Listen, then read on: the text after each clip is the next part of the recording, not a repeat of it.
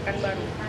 Kali ini saya akan mewawancarai narasumber. Yang pertama itu adalah Ibu Yulita. Beliau ini selaku Ketua Pansus Pengolahan Parkir di Tepi Jalan. Yang kedua ada perwakilan dari Pemkot Pekanbaru. Beliau adalah Bapak Rafiq. Selamat siang Ibu dan Bapak. Kenapa tarif parkir naik hingga 4 kali lipat dari tarif sebelumnya? Kenaikan tarif parkir di Kota Pekanbaru, pertama itu kan untuk mengurangi kemacetan di Kota Pekanbaru kita ini, dan juga yang kedua untuk meningkatkan pendapatan asli daerah di Pekanbaru. Kemudian apa tujuan dari dinaikkannya tarif parkir ini?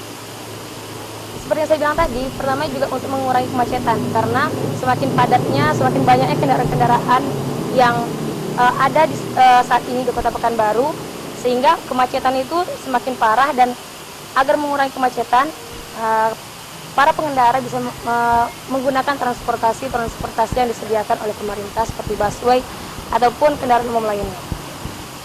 Baik, saya ke Bapak Rafiq. Tadi Ibu Ida mengatakan tarif parkir ini berguna untuk mengurangi kemacetan. Apakah dengan dinaikkannya tarif parkir di Pekanbaru sudah efektif untuk mengurangi kemacetan? Sejauh ini kan pelaksanaannya masih akan dilakukan ke depannya, maka akan ada dilakukan evaluasi lagi. Jika hal ini efektif, maka akan diteruskan. Jika tidak, mungkin akan ada solusi di balik hal tersebut, kebijakan ini. Setelah tarif parkir dinaikkan, banyak keluhan dari masyarakat. Bagaimana tanggapan Anda? Ya, kini ya masyarakat kan masih baru, ini kan baru awal dari kebijakan ini. Kedepannya kan jika memang betul-betul kebijakan ini merupakan kebijakan yang efektif, masyarakat juga akan mengerti dan akan memahaminya. Kemudian saya kembalikan lagi kepada Ibu Ida. Ada kekeliruan di dalam masyarakat mengenai kenaikan tarif parkir. Apakah kenaikan tarif parkir ini berlaku di semua tempat atau hanya di beberapa tempat saja seperti di mal, di hotel, atau hanya khusus di pinggir jalan saja? Untuk kenaikan parkir itu dari kebijakan yang sudah dikeluarkan, dia ada zonanya, ada 4 zona itu seingat saya. Yang pertama, untuk kendaraan ada yang mobil dia bisa sampai ke 8.000 per mobil. Ada juga yang untuk motornya yang 4.000 per mobil.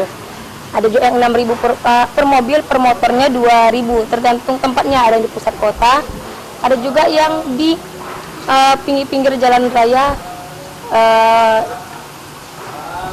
di daerah perkotaan. Selanjutnya kepada Bapak Rafiq kembali. Untuk tarif parkir motor yang sebanyak 5.000 per motor, apakah itu sudah cukup baik? Itu kan merupakan nominal yang cukup besar untuk satu motor. Lalu akan dikemanakan dana sebesar itu? Dana dari tarif parkir ini tersebut, khususnya motor tadi, akan dijadikan sumber pemasukan dana daerah. Lalu apakah itu hanya menjadi sumber dana untuk daerah saja atau tidak? Apakah tidak untuk infrastruktur atau hanya sekedar pemasukan saja? Ya kan, karena itu termasuk anggaran pendapatan daerah, maka kedepannya itu juga akan digunakan untuk ya, mengembangkan infrastruktur dan sarana-prasarana yang ada di daerah.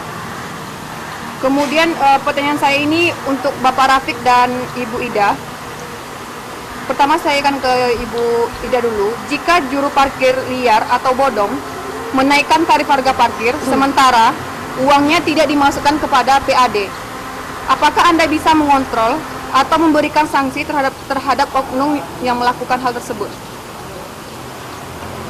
Untuk oknum yang melakukan memberi atau menaikkan tarif parkir secara sendiri, secara langsung kami sebagai yang mengeluarkan kebijakan, termasuk salah satunya untuk mengontrol secara langsung memang kami tidak bisa. Tapi mungkin untuk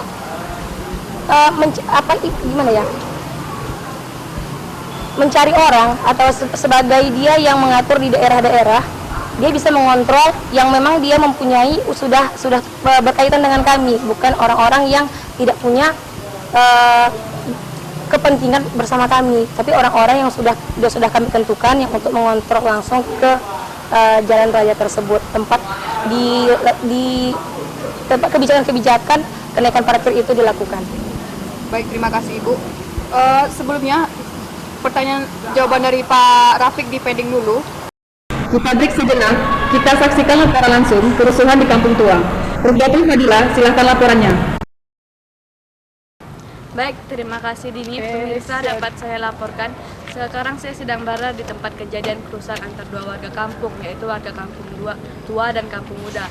Kerusuhan ini disebabkan adanya perselisihan antar dua warga kampung.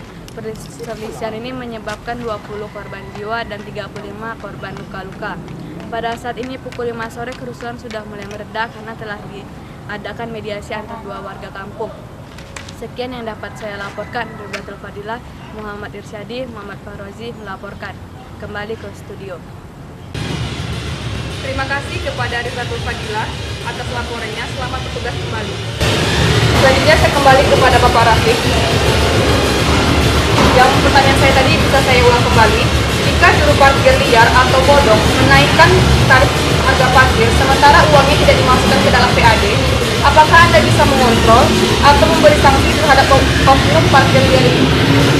Dengan diberlakukannya peraturan baru ini, maka kami sebisa mungkin akan mendata para juru parkir yang ada di seluruh kota dan akan meminimalisir para juru parkir bodong itu agar upaya dalam kenaikan tarif parkir ini dapat menjadi salah satu sumber pemasukan di daerah. Terima kasih kepada Bapak Rafiq dan Ibu Ida yang telah menyempatkan untuk hadir di dialog khusus hari ini. Saya mewakili seluruh kerabat kerja, mohon undur diri. Selamat siang dan sampai jumpa.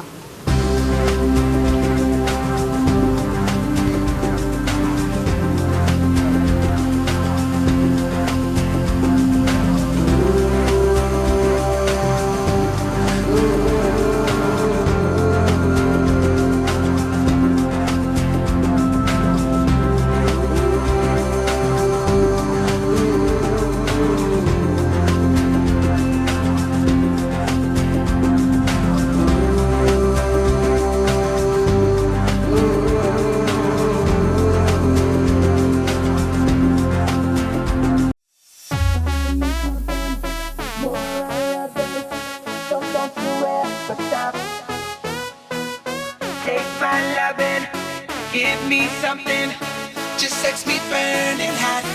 'Cause baby tonight, two hearts will beat as one. Oh, and baby tonight, we'll be dancing till the sun comes.